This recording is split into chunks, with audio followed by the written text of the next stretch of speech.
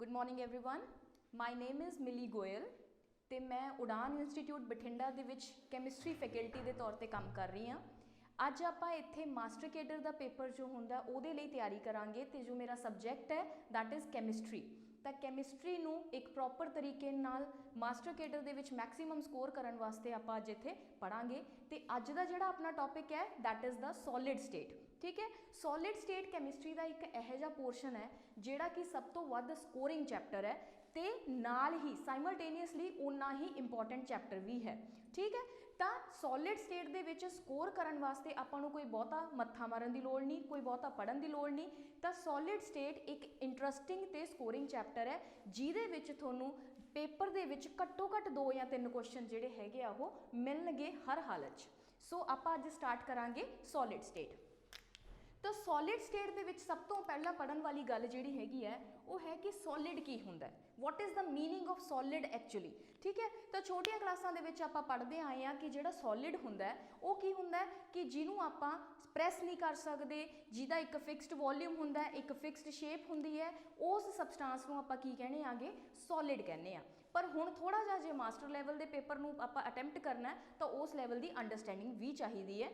तो सॉलिड का मतलब वो हुंदा राजे ये ओहो स्टेट ऑफ मैटर है जिहदे विच इंटरमोलीक्यूलर फोर्स ऑफ अट्रैक्शन जिहड़ियां हैगियां वो सब तो ज़्यादा की हुंदियां ने स्ट्रोंग हुंदियां ने। मैक्सीमम इंटरमोलीक्यूलर फोर्स ऑफ अट्रैक्शन जिहड़े च होणगियां वो सबसटांस किहड़ी कैटेगरी के अंडर आउंदे ने, उन्हां नूं आपां सॉलिड कहने आ। Got it. हुण जिहड़े सॉलिड हुंदे आ राजे ये पार्टिकल्स दे अरेंजमेंट दे बेस दे उत्ते दो तरह के हुंदे आ। किहड़े-किहड़े दो तरह के हुंदे आ? एक हुंदे ने क्रिस्टलाइन सॉलिड, ठीक है, एक हुंदे ने अमॉर्फस सॉलिड।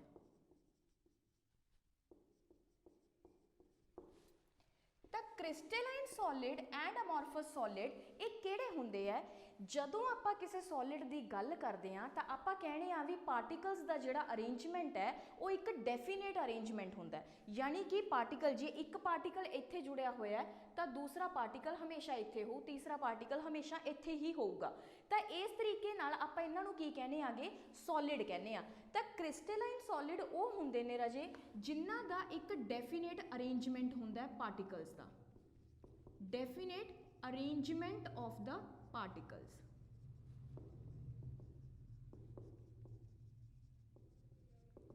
फॉर एग्जाम्पल जे आप इत्थे मान के चलीए कि ए बी का एक अपने कोले क्रिस्टल है, एक सॉलिड है, तो वह क्रिस्टलाइन सॉलिड कदों होगा? जदों अपने कोले अरेंजमेंट इस तरीके नाल होगा, like this A B A B A B B A B A B A. तो इस तरीके नाल हुण आपां इहदे विच जे पहले 3 पार्टिकल्स का अरेंजमेंट पता कर लीए या आपां नूं पता लग जे तो आपां थ्रू आउट द क्रिस्टल जिहड़ा अरेंजमेंट है वो पता ला सकते हैं। ठीक है, तो क्रिस्टलाइन सॉलिड वो हुंदे ने जिन्हां विच पार्टिकल्स का की हुंदा है एक रेगूलर या फिर डेफिनेट अरेंजमेंट हुंदा है, वो इक्को ही तरह नाल वेरी करनगे पूरे दे पूरे crystal they which. But now in case of amorphous solid, amorphous word का मतलब हुंदा है नो शेप। अमॉर्फस वर्ड का मतलब ही हुंदा है नो शेप। नाउ हुण इहदा मतलब की होया कि अमॉर्फस सॉलिड एक इहो जिहे सॉलिड हुंदे ने जिन्हां विच पार्टिकल्स का कोई रेगूलर अरेंजमेंट नहीं हुंदा। व्हाट डज इट मीन कि no definite arrangement of the particles, no definite arrangement of the particles. इनू आपां हुण रिप्रजेंट किवें कर सकते हैं? जिद्दां मर्जी, ए तो बाद बी आ गया, बी तो बाद फिर बी आ गया, ए आ गया, ए आ गया, इत्थे बी आ गया, ए आ गया, again B B B.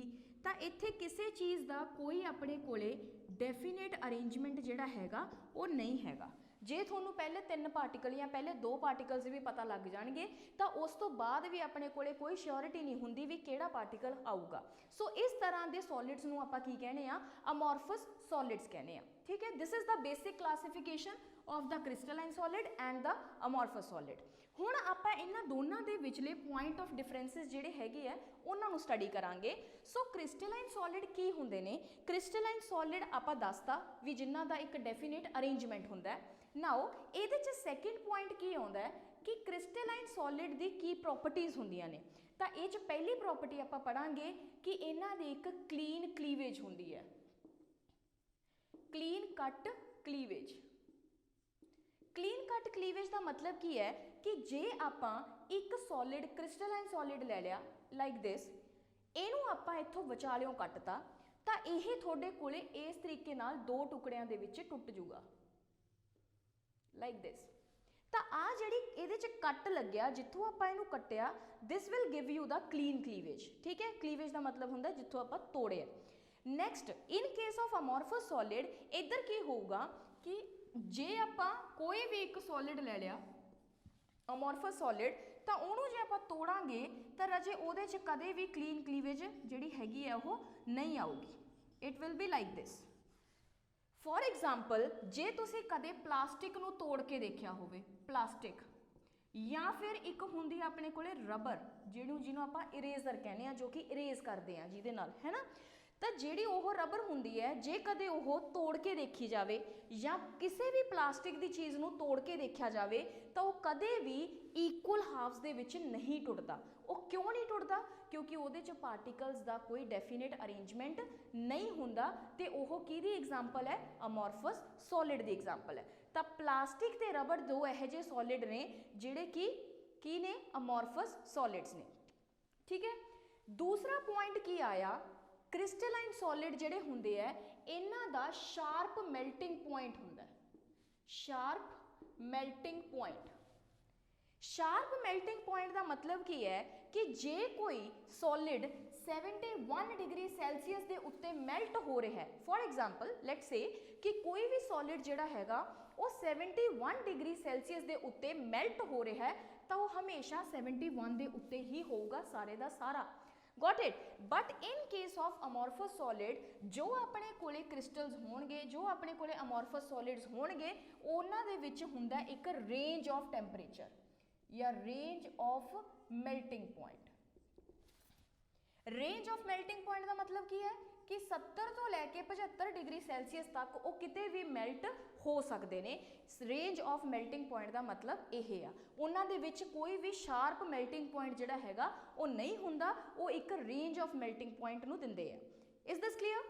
Now अगला अपने कोले जिहड़ा पॉइंट है that is the very very important point. वो की चीज़ है कि जिहड़े क्रिस्टलाइन सॉलिड हुंदे ने रजे ओह एनआइसोट्रॉपिक इन नेचर हुंदे है। एनआइसोट्रॉपिक, एनआइसोट्रॉपिक इन नेचर। ते जिहड़े अमॉर्फस सॉलिड्स हुंदे ने वो की हुंदे है? Isotropic in nature. Amorphous solids are isotropic in nature. Now हुण आपां मतलब समझना है कि आइसोट्रॉपिक ते एनआइसोट्रॉपिक वर्ड का की मतलब हुंदा है। एनआइसोट्रॉपिक वर्ड का मतलब हुंदा है different property in the different direction. Different properties in different direction. जे तुसी एक डायरेक्शन दे विच मूव करोगे, फॉर एग्जाम्पल अपने कोले कोई प्रॉपर्टी है एक्स, कोई भी प्रॉपर्टी रिफ्रैक्टिव इंडेक्स ले लो मान लो, ठीक है। तो जिहड़ी भी प्रॉपर्टी नाल तुसी डील कर रहे हो, फॉर एग्जाम्पल एक्स, तो जे तुसी सज्जे पासे जाओगे तो उस प्रॉपर्टी की वैल्यू कोई होर होगी, खब्बे पासे जाओगे तो प्रॉपर्टी की वैल्यू चेंज हो जाऊगी, उपर नूं जाओगे तो कुछ होर होगी, नीचे नूं आओगे तो कुछ होर होगी, डायगनली मूव करोगे तो कुछ होर वैल्यू होगी। इस बिहेवियर नूं की कहंदे आ? एनआइसोट्रॉपिक बिहेवियर या anisotropic nature. But on the other hand जिहड़े अमॉर्फस सॉलिड्स हुंदे ने वो की हुंदे है? Isotropic. Now the word iso means same. किते भी तुसी आइसो वर्ड नूं पढ़दे हो तो उहदा मतलब की हुंदा है? सेम। दैट मीन्स कि तुसी जिहड़ी मर्जी डायरेक्शन दे विच मूव कर लो, थोनू हमेशा प्रॉपर्टी की वैल्यू की मिलूगी? सेम मिलूगी। तो आइसोट्रॉपिक वर्ड का मतलब हुंदा है same value of the property in each and every direction. Got it? So this is the most important property of the crystalline and amorphous solid.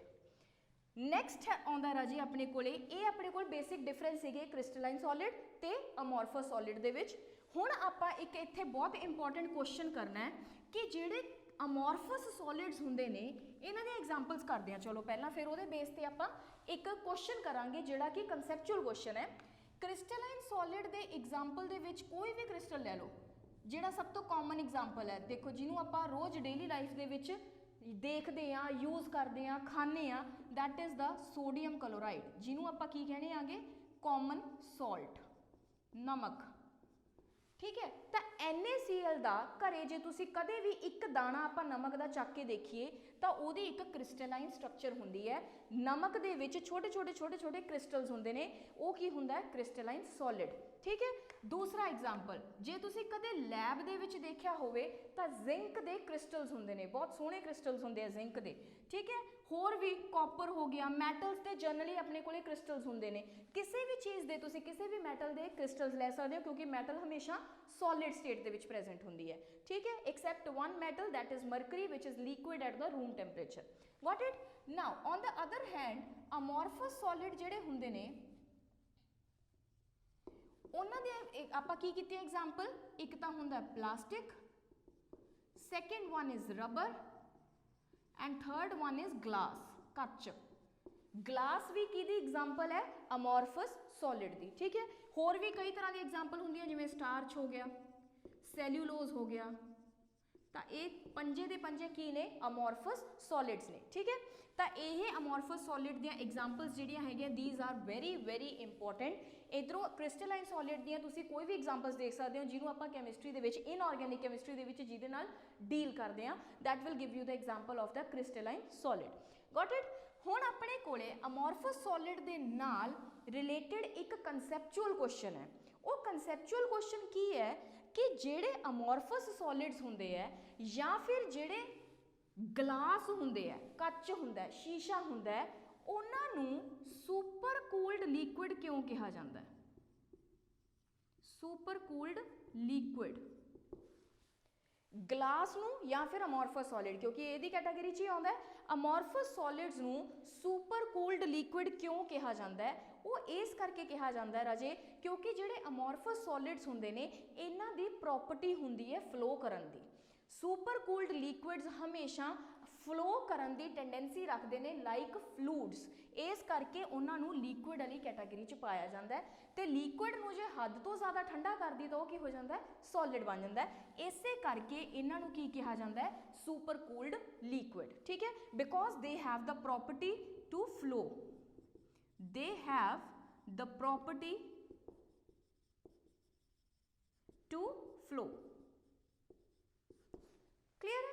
ठीक है, ਤਾਂ ਇਹ ਹੋ ਗਿਆ ਆਪਣੇ ਕੋਲੇ ਕਨਸੈਪਚੁਅਲ ਕੁਐਸਚਨ। ਧਿਆਨ ਰੱਖਣਾ ਹੈ, ਤੁਹਾਨੂੰ ਇਹ ਕੁਐਸਚਨ ਪੇਪਰ ਦੇ ਵਿੱਚ ਪੁੱਛਿਆ ਜਾ ਸਕਦਾ ਹੈ ਕਿ which of the following solids are known as the supercooled liquids and those are amorphous solid. Understood?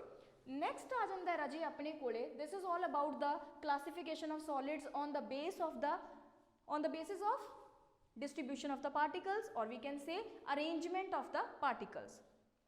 Second classification of solid ਜਿਹੜੀ ਹੈਗੀ ਆ ਉਹ ਕਿਹਦੇ ਬੇਸ ਤੇ ਆਉਂਦੀ ਹੈ? classification of the solids। ਅਗਲੀ classification ਕਿਹਦੇ ਬੇਸ ਤੇ ਹੈ?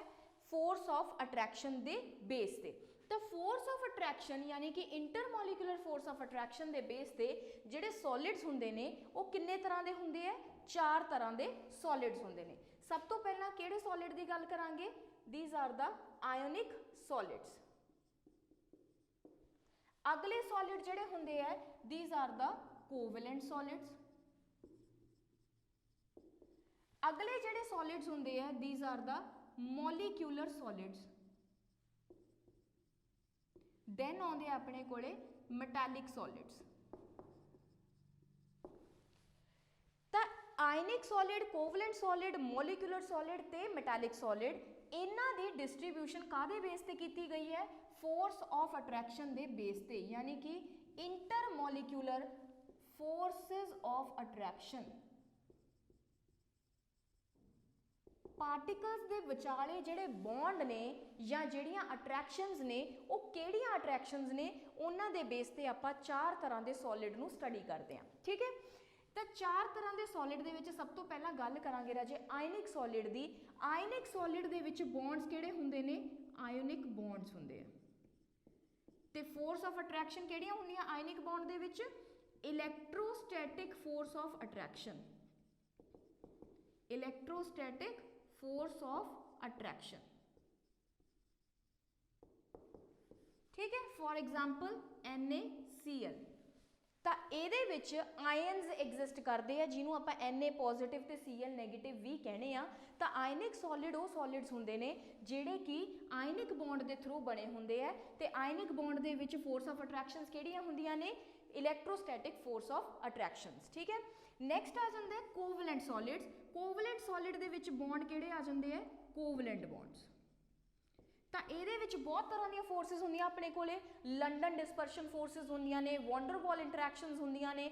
ਤਾਂ covalent bonds basically covalent bond ਦੇ ਨਾਮ ਨਾਲ ਹੀ ਜਾਣਿਆ ਜਾਂਦਾ ਹੈ। ਤਾਂ ਜਿਹੜੇ ਸੋਲਿਡਸ ਦੇ ਵਿੱਚ ਕੋਵਲੈਂਟ ਬੌਂਡ ਹੁੰਦੇ ਨੇ ਉਹਨਾਂ ਨੂੰ ਆਪਾਂ ਕੀ ਕਹਿੰਦੇ ਆਗੇ? Covalent solids. ਠੀਕ ਹੈ, ਕੋਵਲੈਂਟ ਸੋਲਿਡ ਇੱਕ ਇਹੋ ਜਿਹੇ ਸੋਲਿਡ ਹੈ ਰਾਜੇ ਜਿਹਨੂੰ ਆਪਾਂ ਨੈਟਵਰਕ ਸੋਲਿਡ ਵੀ ਕਹਿੰਦੇ ਆ। ਨੈਟਵਰਕ ਸੋਲਿਡ, ਇਹ ਕੁਐਸਚਨ ਪੇਪਰ 'ਚ ਪੁੱਛਿਆ ਜਾ ਸਕਦਾ ਹੈ, which of the following solid is non as the network solid. ਤਾਂ ਉਹ ਕਿਹੜੇ ਹੁੰਦੇ ਆ? Covalent solid. ਇਹ ਨੈਟਵਰਕ ਸੋਲਿਡ ਇਹਨਾਂ ਨੂੰ ਕਿਉਂ ਕਿਹਾ ਜਾਂਦਾ ਹੈ? ਕਿਉਂਕਿ ਕੋਵਲੈਂਟ ਸੋਲਿਡ ਇੱਕ ਇਹੋ ਜਿਹੇ ਸੋਲਿਡ ਹੁੰਦੇ ਨੇ ਜਿਨ੍ਹਾਂ ਦੀ ਜਿਹੜੀ ਸਟਰਕਚਰ ਹੈ, ਜਿਨ੍ਹਾਂ ਦਾ ਜਿਹੜਾ ਅਰੇਂਜਮੈਂਟ ਹੈ ਉਹ ਇੱਕ ਜਾਲ ਦੀ ਤਰ੍ਹਾਂ ਹੁੰਦਾ ਹੈ। ਤੇ ਜਾਲ ਦਾ ਮਤਲਬ ਕੀ ਹੁੰਦਾ ਹੈ? ਨੈਟਵਰਕ। ਠੀਕ ਹੈ, ਫੋਰ ਐਗਜ਼ਾਮਪਲ ਆਪਣੇ ਕੋਲੇ ਕੀ ਹੈ? ਡਾਇਮੰਡ। ਡਾਇਮੰਡ ਦੀ ਜਿਹੜੀ ਸਟਰਕਚਰ ਹੁੰਦੀ ਹੈ, ਜੇ ਤੁਸੀਂ ਪੜ੍ਹੀ ਹੋਵੇ ਕਦੇ, ਤਾਂ ਡਾਇਮੰਡ ਦੀ ਸਟਰਕਚਰ ਇਸ ਤਰੀਕੇ ਦੀ ਹੁੰਦੀ ਹੈ। ਟੈਟਰਾਹਾਈਡਰਲ ਕਾਰਬਨਸ ਜਿਹੜੇ ਹੁੰਦੇ ਆ ਉਹ ਟੈਟਰਾਹਾਈਡਰਲ ਫਾਰਮ ਦੇ ਵਿੱਚ ਜੁੜੇ ਹੁੰਦੇ ਆ। ਹਰ ਇੱਕ ਕਾਰਬਨ ਇਸ ਤਰੀਕੇ ਨਾਲ ਟੈਟਰਾਹਾਈਡਰਲ ਫਾਰਮ ਦੇ ਵਿੱਚ ਜੁੜਿਆ ਹੁੰਦਾ ਲਾਈਕ ਦਿਸ। ਠੀਕ ਹੈ, ਐਂਡ ਸੋ ਔਨ। ਤਾਂ ਇਹ 3 ਡਾਇਮੈਂਸ਼ਨਲ ਸਟਰਕਚਰ ਹੁੰਦੀ ਹੈ। ਤਾਂ ਇੱਕ ਪੂਰਾ ਪ੍ਰੋਪਰ ਜਾਲ ਹੁੰਦਾ ਹੈ ਕਾਰਬਨ ਐਟਮਸ ਦਾ ਟੂ ਫਾਰਮ ਦਾ ਡਾਇਮੰਡ। ਠੀਕ ਹੈ, ਡਾਇਮੰਡ ਦੇ ਸਟਰਕਚਰ ਵਿੱਚ ਕਾਰਬਨ ਦੀ ਹਾਈਬ੍ਰਿਡਾਈਜੇਸ਼ਨ ਜਿਹੜੀ ਹੈ ਉਹ sp3 ਹੁੰਦੀ ਹੈ। Is this clear? ਠੀਕ ਹੈ, ਤਾਂ ਇਹ ਆਪਣੇ ਕੋਲੇ ਨੈਟਵਰਕ ਸੋਲਿਡ ਹੁੰਦੇ ਆ ਜਿਹੜੇ ਕਿ ਕੋਵਲੈਂਟ ਬੌਂਡ ਦੇ ਥਰੂ ਜੁੜੇ ਹੁੰਦੇ ਆ। ਨੈਕਸਟ ਆ ਜਾਂਦਾ ਰਾਜੇ ਮੋਲੀਕੂਲਰ ਸੋਲਿਡ। ਮੋਲੀਕੂਲਰ ਸੋਲਿਡ ਜਿਹੜੇ ਹੁੰਦੇ ਆ ਉਹ ਫਰਦਰ 3 ਤਰ੍ਹਾਂ ਦੇ ਹੁੰਦੇ ਆ। ਕਿਹੜੇ ਕਿਹੜੇ ਉਹ ਆਪਾਂ ਦੇਖਦੇ ਆ। ਮੋਲੀਕੂਲਰ ਸੋਲਿਡ ਜਿਹੜੇ ਹੈ ਉਹਨੂੰ ਆਪਾਂ 3 ਕੈਟਾਗਰੀਜ਼ ਦੇ ਵਿੱਚ ਡਿਵਾਈਡ ਕਰਦੇ ਆ। ਫਸਟ ਆ ਜਾਂਦੇ ਆ ਪੋਲਰ ਸੋਲਿਡਸ, ਫਿਰ ਆ ਜਾਂਦੇ ਆ ਨॉन ਪੋਲਰ ਸੋਲਿਡਸ ਤੇ ਅਗਲੇ ਆ ਜਾਂਦੇ ਆ ਹਾਈਡਰੋਜਨ ਬੌਂਡਡ। ਪੋਲਰ ਸੋਲਿਡਸ ਦਾ ਮਤਲਬ ਕੀ ਹੈ? ਜਿਨ੍ਹਾਂ ਦੇ ਵਿੱਚ ਪੋਲਰ ਬੌਂਡ ਹੁੰਦਾ। ਨॉन ਪੋਲਰ ਜਿਨ੍ਹਾਂ 'ਚ ਨॉन ਪੋਲਰ ਬੌਂਡ ਹੁੰਦਾ, ਹਾਈਡਰੋਜਨ ਬੌਂਡਡ ਜਿਨ੍ਹਾਂ 'ਚ ਹਾਈਡਰੋਜਨ ਬੌਂਡ ਹੁੰਦਾ। ਤਾਂ ਪਹਿਲਾਂ ਆਪਾਂ ਗੱਲ ਕਰਾਂਗੇ ਪੋਲਰ ਸੋਲਿਡਸ ਦੀ। ਪੋਲਰ ਸੋਲਿਡ ਦਾ ਮਤਲਬ ਹੁੰਦਾ ਜਿਨ੍ਹਾਂ 'ਚ ਪੋਲਰ ਕੋਵਲੈਂਟ ਬੌਂਡ ਪ੍ਰੈਜ਼ੈਂਟ ਹੁੰਦਾ। ਨਾ ਪੋਲਰ ਕੋਵਲੈਂਟ ਬੌਂਡ ਕੀ ਹੁੰਦਾ? ਇਹ ਜਿਹੀਆਂ 2 ਨॉन ਮੈਟਲਸ ਹਮੇਸ਼ਾ ਕੋਵਲੈਂਟ ਬੌਂਡ 2 ਨॉन ਮੈਟਲਸ ਦੇ ਵਿਚਾਲੇ ਬਣਦਾ। ਠੀਕ ਹੈ, ਕੋਵਲੈਂਟ ਸੋਲਿਡ ਜਿਹੜੇ ਹੈਗੇ ਆ ਉਹਨਾਂ ਦੇ ਵਿੱਚ ਵੀ ਨॉन ਮੈਟਲਸ ਪ੍ਰੈਜ਼ੈਂਟ ਹੁੰਦੀਆਂ। ਤੇ ਜਦੋਂ ਆਪਾਂ ਪੋਲਰ ਕੋਵਲੈਂਟ ਬੌਂਡ ਦੀ ਗੱਲ ਕਰਦੇ ਆ, ਮੋਲੀਕੂਲਰ ਸੋਲਿਡ ਦੀ ਗੱਲ ਕਰਦੇ ਆ, ਤਾਂ ਉਹਦੇ ਵਿੱਚ ਵੀ ਆਪਣੇ ਕੋਲੇ ਪੋਲਰ ਬੌਂਡ ਜਿਹੜਾ ਹੈਗਾ ਉਹ ਪ੍ਰੈਜ਼ੈਂਟ ਹੁੰਦਾ 2 ਨॉन ਮੈਟਲਸ ਦਾ। Got it? ਤਾਂ ਜਿਹੜਾ ਪੋਲਰ ਬੌਂਡ ਹੈ, ਫੋਰ ਐਗਜ਼ਾਮਪਲ ਆਪਾਂ HCl ਦਾ ਸਟਰਕਚਰ ਲੈ ਕੇ ਚੱਲਦੇ ਆ, ਜਾਂ ਫਿਰ NH3 ਦਾ ਸਟਰਕਚਰ ਲੈ ਕੇ ਚੱਲਦੇ ਆ, ਜਾਂ ਫਿਰ ਆਪਾਂ ਕੋਈ ਵੀ ਹੋਰ ਲੈ ਲਓ। ਠੀਕ ਹੈ, ਇੱਥੇ ਆਪਾਂ H2S ਦਾ ਸਟਰਕਚਰ ਲੈ ਕੇ ਚੱਲਦੇ ਆ। ਤਾਂ ਇਹ ਜਿਹੜੇ ਸਟਰਕਚਰ ਨੇ ਰਾਜੇ ਇਹ ਆਪਣੇ ਕੋਲੇ ਕਿਹੜੇ ਨੇ? ਇਹ ਪੋਲਰ ਕੋਵਲੈਂਟ ਬੌਂਡ ਨੇ ਜਿਨ੍ਹਾਂ ਦੇ ਵਿੱਚ ਇਲੈਕਟ੍ਰੋਨੈਗੇਟਿਵਿਟੀ ਦਾ ਡਿਫਰੈਂਸ ਹੁੰਦਾ। ਠੀਕ ਹੈ, ਤਾਂ ਜਦੋਂ ਇਲੈਕਟ੍ਰੋਨੈਗੇਟਿਵਿਟੀ ਦਾ ਡਿਫਰੈਂਸ ਹੋਊਗਾ ਤਾਂ ਇਹਨਾਂ ਦੇ ਵਿੱਚ ਡਾਈਪੋਲ ਦੀ ਕ੍ਰੀਏਸ਼ਨ ਹੋ ਜਾਊਗੀ। ਇਸ ਡਾਈਪੋਲ ਦੇ ਕਰਕੇ ਇਹਦਾ ਨੇਚਰ ਕੀ ਹੁੰਦਾ? ਪੋਲਰ। ਡਾਈਪੋਲ ਵਰਡ ਦਾ ਮਤਲਬ ਹੁੰਦਾ 2 ਚਾਰਜ ਦਾ ਸੈਪਰੇਸ਼ਨ ਹੋ ਜਾਣਾ, ਪੋਜ਼ਿਟਿਵ ਤੇ ਨੈਗੇਟਿਵ। ਠੀਕ ਹੈ, ਤਾਂ ਇਸ ਤਰੀਕੇ ਨਾਲ ਇਹਨੂੰ ਆਪਾਂ ਕੀ ਕਹਿੰਦੇ ਆਗੇ? Polar solid. Similarly non polar solid ਕਿਹਨੂੰ ਕਿਹਾ ਜਾਂਦਾ ਹੈ? ਨॉन ਪੋਲਰ ਸੋਲਿਡ ਆਪਾਂ ਇਹਨੂੰ ਕਹਿੰਦੇ ਆ ਜਿਵੇਂ ਆਪਣੇ ਕੋਲੇ H2 ਹੋ ਗਿਆ, O2 ਹੋ ਗਿਆ, N2 ਹੋ ਗਿਆ। ਠੀਕ ਹੈ, ਤਾਂ ਇਹਨਾਂ ਦੋਨਾਂ ਦੇ ਵਿਚਾਲੇ ਇਹ ਦੋਨੇ ਸੇਮ ਐਟਮ ਨੇ, ਤਾਂ ਕਰਕੇ ਇਹਨਾਂ ਦੇ ਵਿੱਚ ਇਲੈਕਟ੍ਰੋਨੈਗੇਟਿਵਿਟੀ ਦਾ ਕੋਈ ਡਿਫਰੈਂਸ ਜਿਹੜਾ ਹੈਗਾ ਉਹ ਨਹੀਂ ਆਊਗਾ। ਜਦੋਂ ਇਲੈਕਟ੍ਰੋਨੈਗੇਟਿਵਿਟੀ ਦਾ ਡਿਫਰੈਂਸ ਨਹੀਂ ਆਉਂਦਾ ਤਾਂ ਇਸ ਕਰਕੇ ਇਹਨਾਂ ਦੇ ਵਿੱਚ ਡਾਈਪੋਲ ਦੀ ਕ੍ਰੀਏਸ਼ਨ ਵੀ ਨਹੀਂ ਹੋ ਸਕਦੀ। ਜੇ ਡਾਈਪੋਲ ਦੀ ਕ੍ਰੀਏਸ਼ਨ ਨਹੀਂ ਹੋ ਸਕਦੀ ਦੈਟ ਮੀਨਸ ਇਹਨਾਂ ਦਾ ਨੇਚਰ ਕੀ ਹੋਊਗਾ? Non polar. So these are the examples of the non polar solids. Got it? Next ਆਉਂਦਾ ਰਾਜੇ ਆਪਣੇ ਕੋਲੇ hydrogen bond. Hydrogen bonded solids ਕਿਹੜੇ ਹੁੰਦੇ ਨੇ? For example ice best example ਹੈ ਹਾਈਡਰੋਜਨ ਸੋਲਿਡ ਨੂੰ ਸਮਝਣ ਵਾਸਤੇ, ਹਾਈਡਰੋਜਨ ਬੌਂਡਡ ਸੋਲਿਡ ਨੂੰ ਸਮਝਣ ਵਾਸਤੇ। ਆਈਸ ਦੇ ਵਿੱਚ ਕੀ ਹੁੰਦਾ? ਪਾਣੀ ਦੇ ਜਿੰਨੇ ਵੀ ਮੋਲੀਕਿਊਲਸ ਹੁੰਦੇ ਨੇ, this is the structure of the water molecule. ਇਹਦੇ ਵਿੱਚ ਜਿੰਨੇ ਵੀ ਆਪਣੇ ਕੋਲੇ ਮੋਲੀਕਿਊਲ ਹੈ, ਆਹ ਹੈ, ਇਹਨੇ ਅੱਗੇ ਆਪਣੇ ਕੋਲ ਇੱਦਾਂ ਹਾਈਡਰੋਜਨ ਦੇ ਨਾਲ ਜਿਹੜਾ ਆਕਸੀਜਨ ਹੈ ਉਹਦੇ ਨਾਲ ਬੌਂਡਿੰਗ ਕਰ ਲੈਣੀ ਹੈ। ਤਾਂ ਇਸ ਬੌਂਡ ਨੂੰ ਆਪਾਂ ਕੀ ਕਹਿੰਦੇ ਆਗੇ? Hydrogen bond. ਹਾਈਡਰੋਜਨ ਬੌਂਡ ਕੀ ਹੁੰਦਾ? एक मॉलीक्यूल दा हाइड्रोजन एटम ते दूजे मॉलीक्यूल दा इलैक्ट्रोनैगेटिव एटम जदों आपस दे विच इंटरैक्शन करते हैं तो उस बॉन्ड नूं आपां की कहने आगे hydrogen bond. Is this clear? ठीक है, तो इलैक्ट्रोनैगेटिव एटम का मतलब की होया? इलैक्ट्रोनैगेटिव एटम पूरे पीरियोडिक टेबल दे विच 3 इलैक्ट्रोनैगेटिव एटम्स ने FON फोन वर्ड अजकल सारिਆਂ ਨੂੰ याद रहिंदा है। ठीक है, तो फोन वर्ड ਨੂੰ याद रखांगे। फोन वर्ड तो आपां की कहने आ F तो फ्लोरीन, O तो ऑक्सीजन, N तो नाइट्रोजन। तो fluorine is the most electronegative element of the periodic table. Oxygen उस तो घट हुंदा है, नाइट्रोजन उस तो घट हुंदा है। फ्लोरीन की इलैक्ट्रोनैगेटिविटी 4 हुंदी है, ऑक्सीजन की 3.5 हुंदी है, नाइट्रोजन की 3 हुंदी है। ठीक है जी, तो नाइट्रोजन ऑक्सीजन ते क्लोरीन की अप्रोक्सीमेटली बराबर हुंदी है। ठीक है, तो ये अपने कोले जिहड़ा नाहा है ऑक्सीजन, फ्लोरीन ते नाइट्रोजन सिर्फ यही तिन्ने हाइड्रोजन बॉन्डिंग करते हैं। इन्हां तिन्नां तो बिना पूरे पीरियोडिक टेबल दे विच हाइड्रोजन बॉन्ड कोई नहीं बना सकता due to their property and due to their high electronegativity. छोटा साइज होने करके ते हाई इलैक्ट्रोनैगेटिविटी होने करके हाइड्रोजन बॉन्ड बनाने की टेंडेंसी सिर्फ इन्हां 3 एटम्स की है।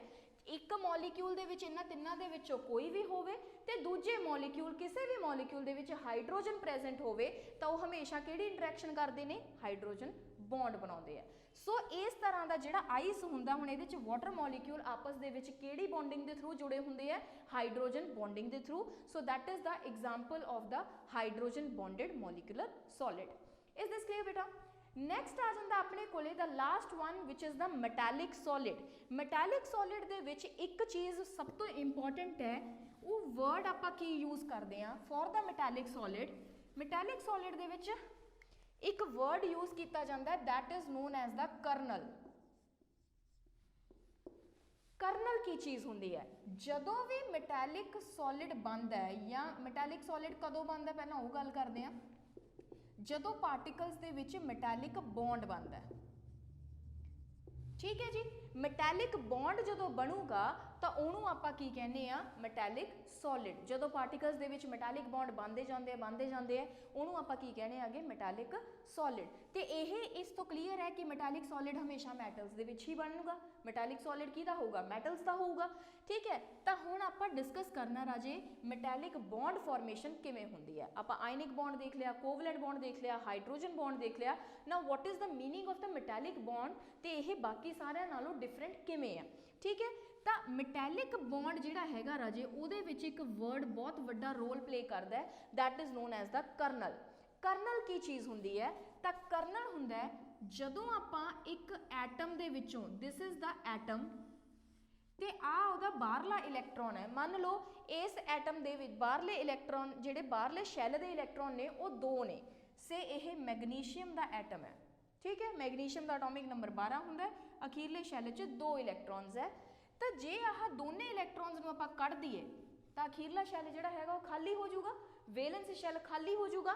तो अखीरले शैल दे इलैक्ट्रॉन्स नूं छड्ड के सारी दी सारी अंदरली स्पीशी नूं की कहा जाता है? कर्नल। ठीक है, the atom without its valence electron is known as kernel।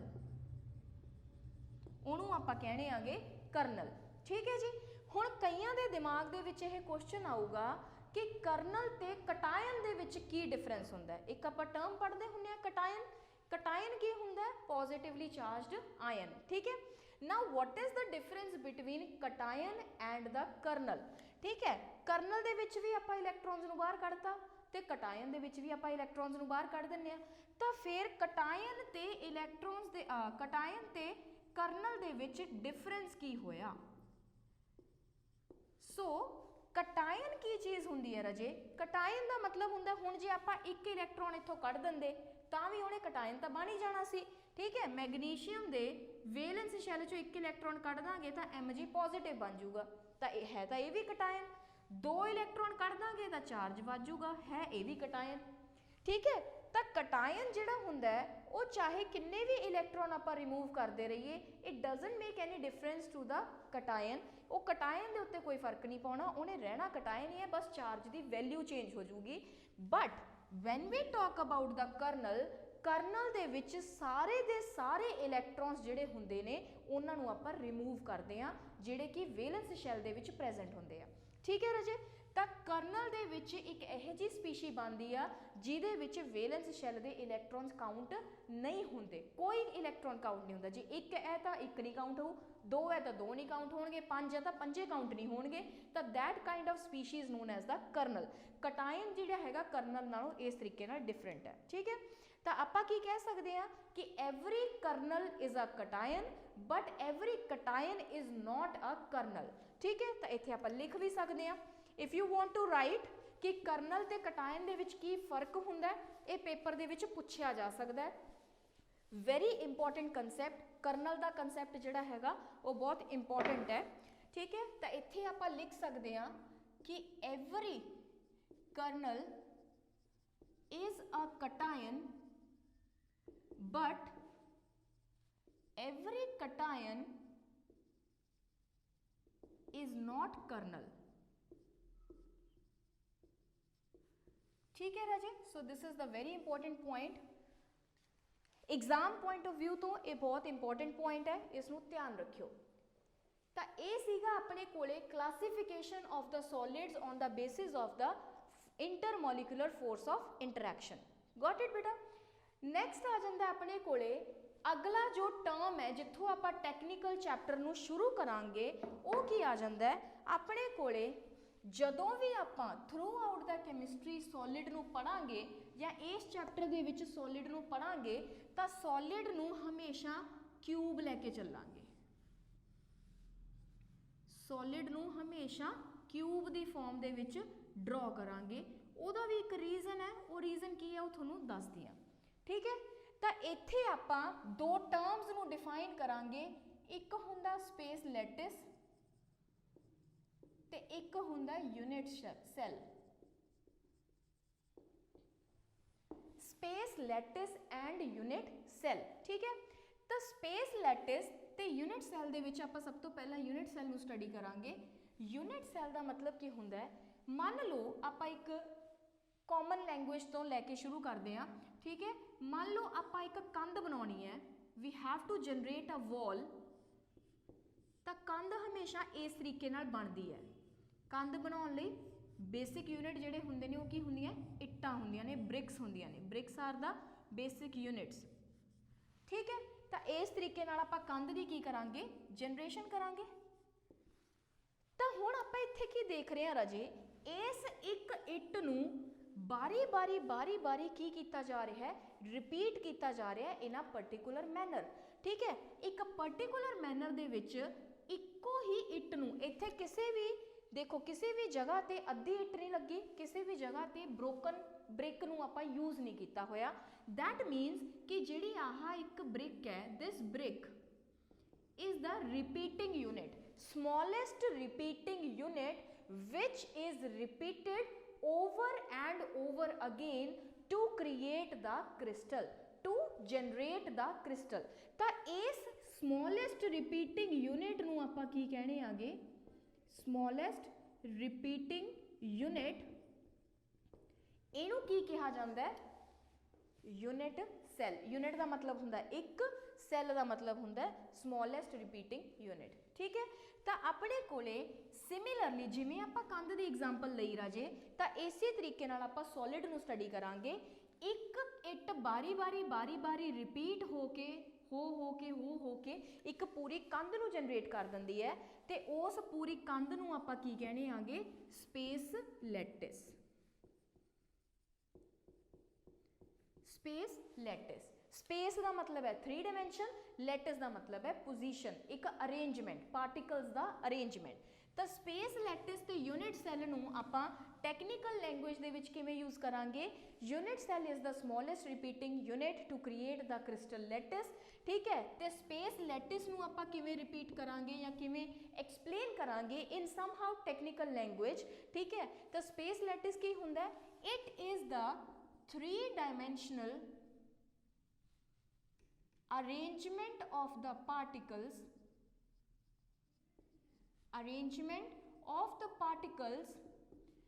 which create the crystal system। ਉਹ 3-dimensional arrangement particles ਦਾ ਜਿਹੜਾ ਕਿ ਇੱਕ क्रिस्टल सिस्टम ਨੂੰ जनरेट कर ਦਿੰਦਾ है ਉਹਨੂੰ ਆਪਾਂ ਕੀ कहने आगे स्पेस लैटिस। ठीक है, तो यूनिट सैल की ਹੁੰਦਾ है? It is the smallest repeating unit which is repeated over and over again to create the space lattice। Is this clear? ठीक है, तो पूरे का पूरा चैप्टर जो है वो किहदे दे उत्ते बेस्ड है? Unit cell and space lattice दे उत्ते। ठीक है राजे, नैक्सट आउंदा अपने कोले यूनिट सैल नूं अगे स्टडी करांगे कि यूनिट सैल किन्नी तरह के हुंदे आ। ठीक है, उहदे तो पहला एक स्मॉल इंट्रोडक्शन देवांगे आपां स्पेस लैटिसेस नूं। तो अगला जिहड़ा अपना टॉपिक है वो हैगा जिहड़े क्रिस्टल सिस्टम हुंदे ने वो किन्ने तरह के हुंदे आ। ठीक है, how many types of crystal systems are present. तो क्रिस्टल सिस्टम जिहड़े हैगे आ देयर आर 7 क्रिस्टल सिस्टम जिन्हां नूं आपां स्टडी करना है। 7 क्रिस्टल सिस्टम। ठीक है, तो 7 क्रिस्टल सिस्टम दे विच जिहड़े अपने कोले पहला आउंदा है इहनूं याद करन वास्ते। ठीक है, रट्टा नहीं लाउणा, ये उन्ना इंपॉर्टेंट है कि पेपर दे विच आवे, इसलिए इहनूं रट्टा नहीं लाउणा, इहनूं समझांगे। आपां एक क्यूब नूं ड्रॉ कीता,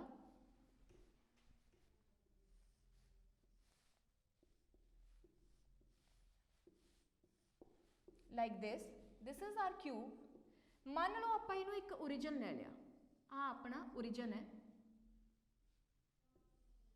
ठीक है, जे आह अपना ओरिजिन है तो ये तो आपां एज लेंथ ले ली आह, इनू इधर वाली ते आह, ये अपना कोआर्डीनेट एक्सिस हो गया। इनू आपां की ले लिया ए, इनू ले लिया बी, इनू ले लिया सी, तो ये अपना की हो गया एज लेंथ। ए ते बी दे विचाले जिहड़ा एंगल है दैट इज अल्फा, बी ते सी दे विचाले जिहड़ा एंगल है दैट इज बीटा, ते सी ते ए दे विचाले जिहड़ा एंगल है दैट इज गामा। ठीक है, तो अल्फा बीटा गामा जिहड़े हैगे these are the angle between the axes, ते जिहड़े ए बी एंड सी है ये हैगियां ने एज लेंथ्स। ठीक है, तो इन्हां दोनों दे बेस ते 7 तरह के क्रिस्टल सिस्टम जिहड़े हैगे ने वो एग्जिस्ट करते आ। ते उन्हां नूं आपां याद करन वास्ते, उन्हां नूं समझण वास्ते एक राइम नूं यूज़ करांगे। एक लाइन बनाई हुई है जिन्हों आपां यूज़ करांगे that is cute our mother.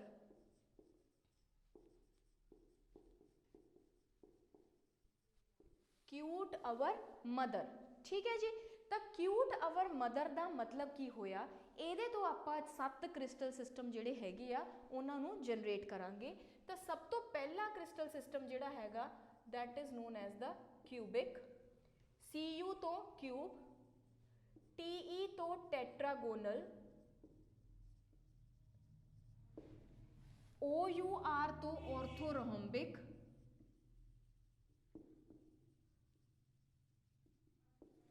MO तो मोनोक्लिनिक,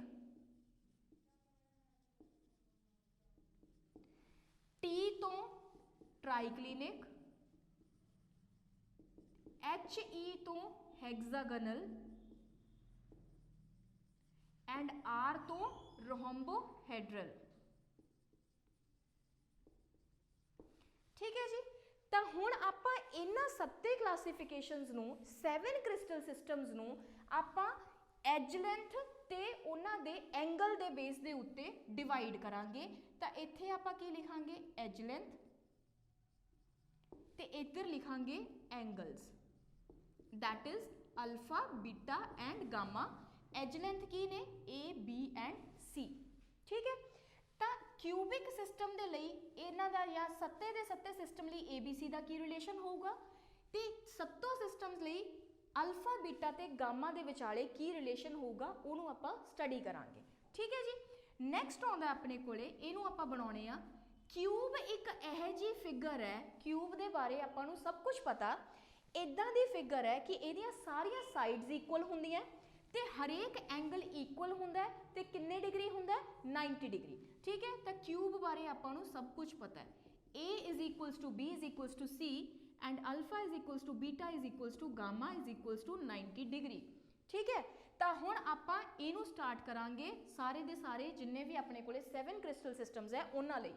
तो एक चीज़ का ध्यान रखना राजे, इनू याद करने का तरीका की है कि इत्थे दोनों आह विचाले equal to C, A is equals to B but it is not equals to C।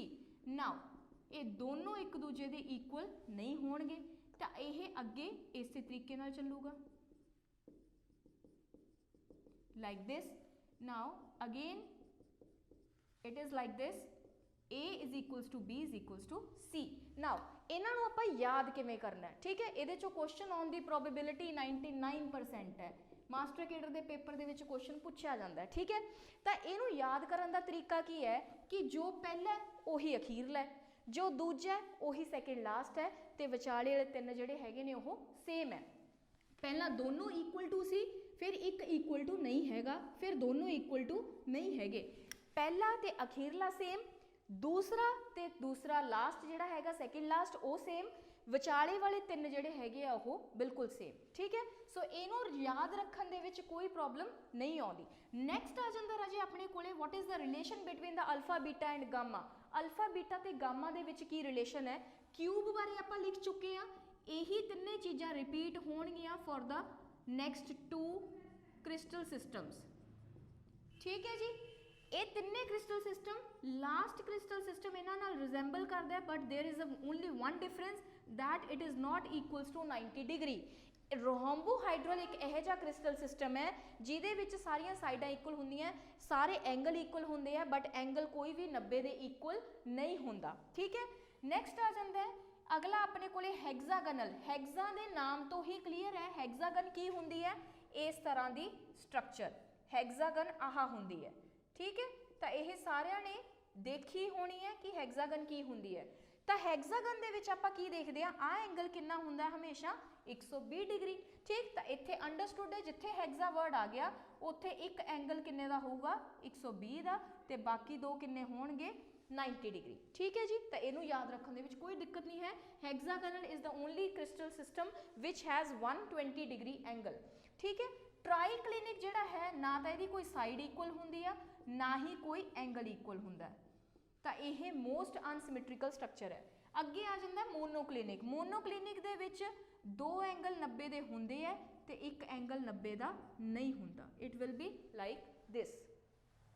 So this is the 7 crystal system जिन्हों आपां पेपर के पॉइंट ऑफ व्यू तो बहुत ध्यान नाल पढ़ना है क्योंकि ये बहुत स्कोरिंग ने, इनू याद करना टफ नहीं हैगा ते यह पेपर दे विच पुछया जांदा है। ठीक है, इसलिए इस राइम नू ध्यान च रखियो ताकि तुहानू यह सीक्वेंस याद रहे। जदों सीक्वेंस याद रहूगा तो इन्हां नू याद करना it is not a tough task. ठीक है, तो यह अपने कोले अगे जिहड़ा हैगा इहदे विचों दो फरदर क्वेश्चन पूछे जाते हैं कि विच is the most symmetrical structure and which is the most unsymmetrical structure. तो क्यूब जिहड़ा हैगा ये अपने कोले मोस्ट सिमेट्रिकल स्ट्रक्चर है, मोस्ट सिमेट्रिकल स्ट्रक्चर। ठीक है जी, ते जिहड़ा ट्राईक्लिनिक है this is the most unsymmetrical structure, most unsymmetrical structure. ठीक, कई बार की होंदा पेपर दे विच ना तो मोस्ट सिमेट्रिकल पूछते हैं ते ना ही मोस्ट अनसिमेट्रिकल पूछते हैं, सैकेंड मोस्ट सिमेट्रिकल पूछा जाता है। तो सैकेंड मोस्ट सिमेट्रिकल केड़ा हुंदा है that is the rhombohedral, second most symmetrical. So 7 crystal system दे विच अपने कोले इस तो इलावा क्वेश्चन होर थोनू कोई नहीं पूछा जाऊगा। So that is all for today, thank you.